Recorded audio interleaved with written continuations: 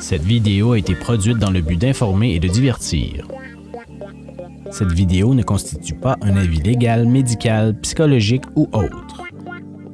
Les auteurs de cette vidéo n'assument aucune responsabilité quant à l'utilisation des informations ou des techniques partagées dans cette vidéo. Bon visionnement. Bonjour et merci d'être avec nous. Aujourd'hui, on va parler avec notre nerd qui va nous parler de Chinese Face Reading. Qu'est-ce que le Chinese Face Reading? Ça se trouve être un petit peu l'analyse de notre visage ou des visages des gens qu'on rencontre. On va rentrer dans cet univers et on va regarder exactement qu'est-ce qu'il y en est. Restez avec nous!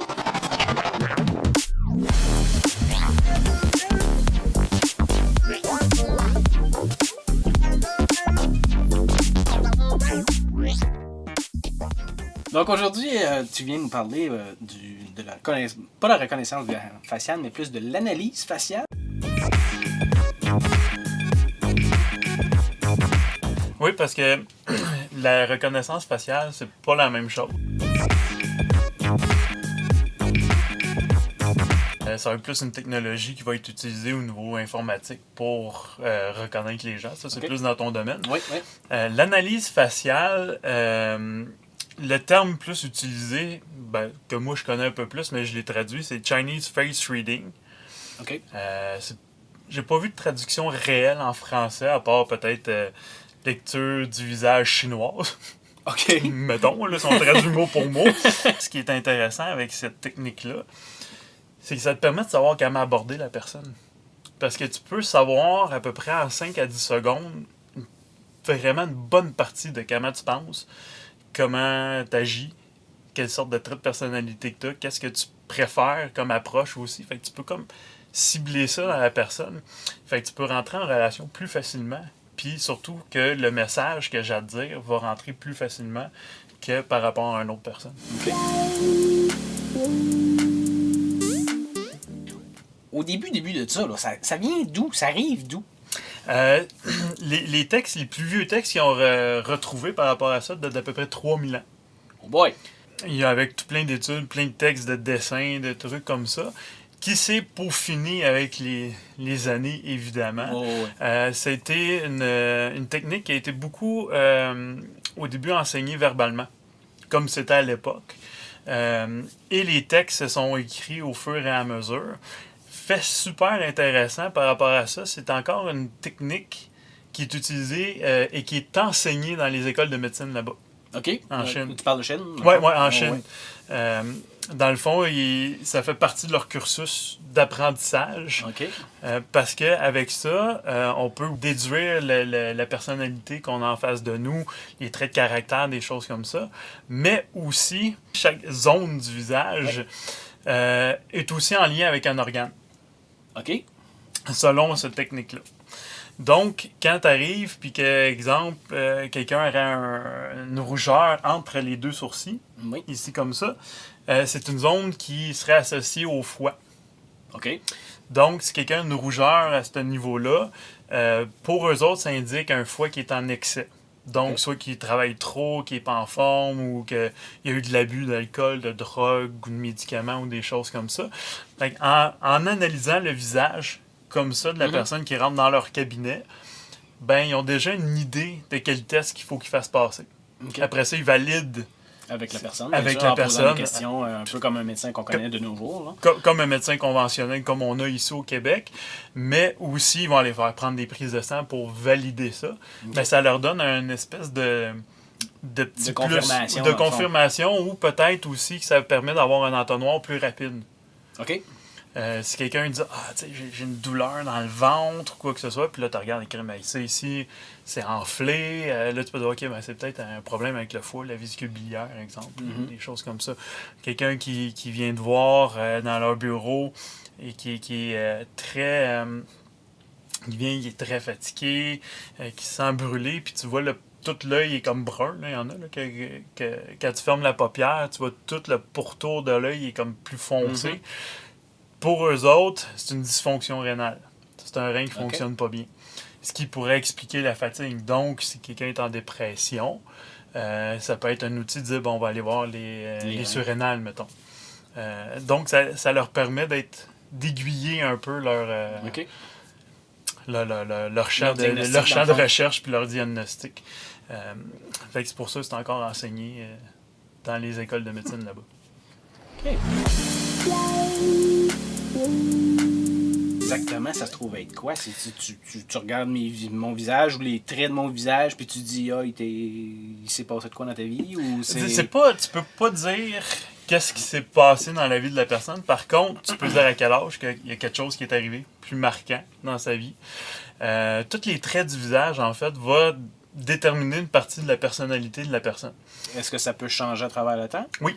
OK. Oui. C'est pour ça, entre autres, que si tu remarques, les gens, si on prend comme tes parents que ça fait longtemps qu'ils sont ensemble, ou mes parents que ça fait une éternité qu'ils sont ensemble, si tu prends des photos de quand ils étaient jeunes, puis tu prends une photo maintenant de quoi ils ont de l'air aujourd'hui, tu remarqueras que leurs traits commencent de plus en plus à se ressembler avec le temps. Pourquoi? Parce que c'est chaque événement définit qui on est dans la vie. C'est pas mal le principe. Et, oui, entre autres. Entre autres. Mais ça, selon la médecine chinoise, vient changer nos traits du visage. OK. Donc, plus on est longtemps avec des gens dans notre cercle de vie qu'on côtoie souvent, plus il y a de chances qu'on vive les mêmes choses en même temps. La naissance d'un enfant, le décès de quelqu'un, l'achat d'une maison, peu importe. Ça va nous graver au niveau du visage des traits. Plus tu es longtemps avec la personne, plus tu vas avoir vécu d'événements qui vont être similaires. Ben à ce moment-là, plus ton visage va finir par se ressembler. Okay. Ça ne sera pas des copies conformes. Là, ça ne sera pas à t'y méprendre comme ses frères et sœurs. Non, mais là, on parle de petits détails. Là, oui, on parle de petits détails, comme exemple la forme du nez. Si tu as des gens qui vont avoir tendance à dépenser beaucoup d'argent, vont avoir un bout de nez puis des narines plus larges. Ah, OK. Fait que tu peux savoir si quelqu'un peut avoir tendance à dépenser beaucoup d'argent en one shot. Fait que si on prend ton nez à toi, tes narines sont très décollées puis tu es quelqu'un qui est capable de dépenser quand même pas mal.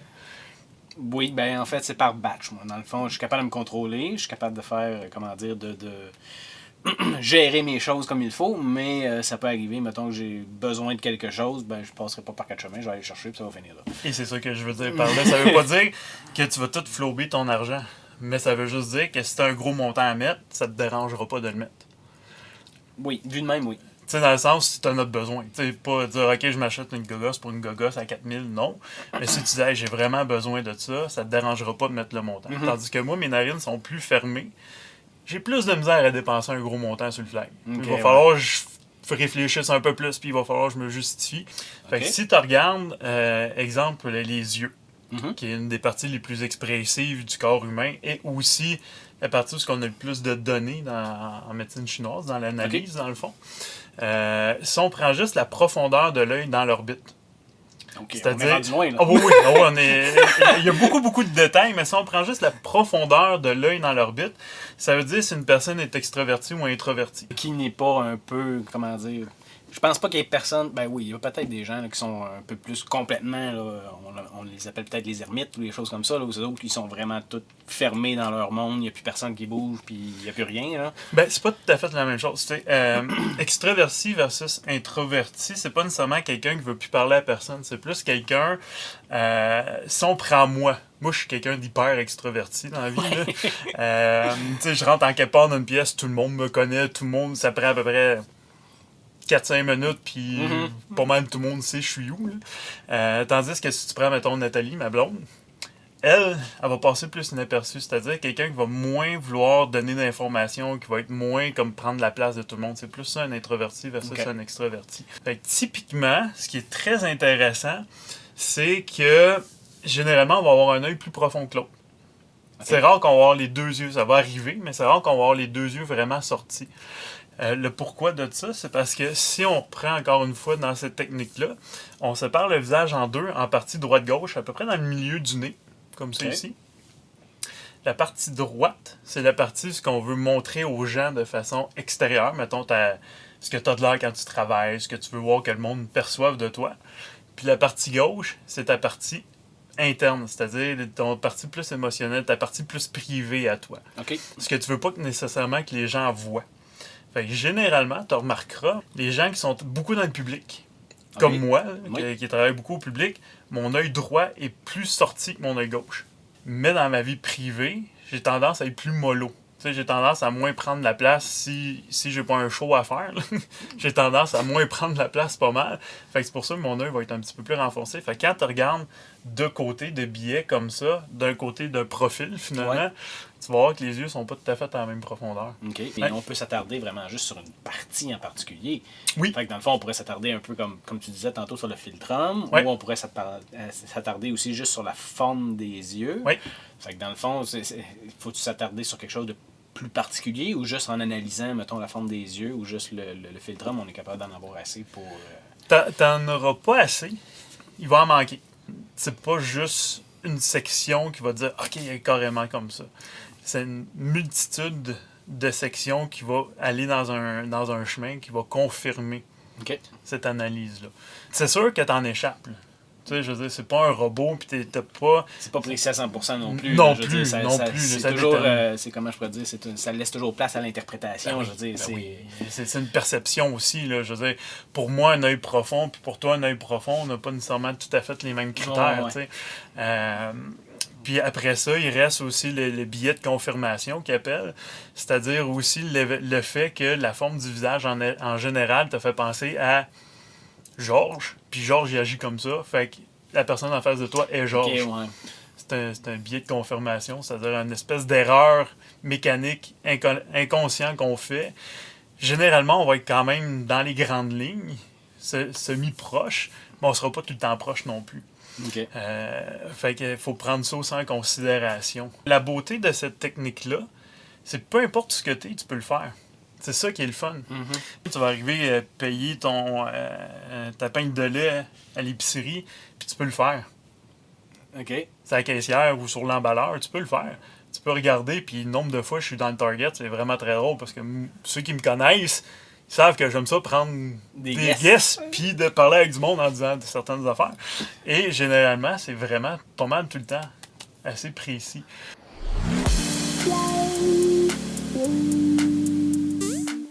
Est-ce que vous saviez que la Tour Eiffel était supposée d'être installée dans un autre endroit? Oui, en effet. Au début, la Tour Eiffel était supposée être installée à Barcelone, en Espagne. Mais les critiques ou les gens de l'Espagne, de Barcelone, en fait, ont dit que la Tour Eiffel était pas assez belle pour eux, qui trouvaient ça laid. Donc, ils ont décidé de ne juste pas le mettre là. Okay. Dans ce cas-là, notre ami Eiffel a décidé de se retourner vers Paris et il a installé la tour là durant comment est-ce qu'il appelle ça, l'Expo universelle de 1889. Okay. Pardon. Donc, il y a très très longtemps. Et même les gens à Paris, quand ils ont vu la Tour Eiffel pour la première fois durant l'Expo, ils ont fait c'est bien lettre, j'aime pas ça. Donc, c'est quand même assez cocasse que la Tour Eiffel, qui est maintenant aujourd'hui l'emblème de la France, qui n'a jamais été apprécié par les gens au départ. Comme quoi l'art est intemporel et que tous les goûts sont dans la nature côté art. Sur ce, merci d'avoir été avec nous. Laissez-nous vos commentaires, mettez un pouce en l'air et on se dit à la prochaine. Bye bye! Soyez sages! Ciao, ciao! On est prêt? On est prêt! Donc, alors, aujourd'hui, on parle de quoi? je me prends une gorgée subtile. Ça commence bien! À ce moment-là, ben, mon œil perd. Dans le fond, de la manière, en tout cas, on reviendra là-dessus, on coupera. On fera un montage. Chaque zone, on va la prendre. OK. Mais aussi... Mais aussi, chaque zone... C'était T'as tellement de pas la misère, naturel. Ouais. Mais aussi, chaque endroit. non, là, ça marche plus, là. Est-ce que vous saviez que la Tour Eiffel, à la base, n'était pas supposée être à Paris? Non. Si vous avez aimé ça, laissez des pouces en l'air. Et... avec le son. C'est zéro fluide, j'ai l'impression d'être Steven quand je le dis. Hey! Aujourd'hui, je vais rencontrer notre nerd qui se trouve à être... C'est moi!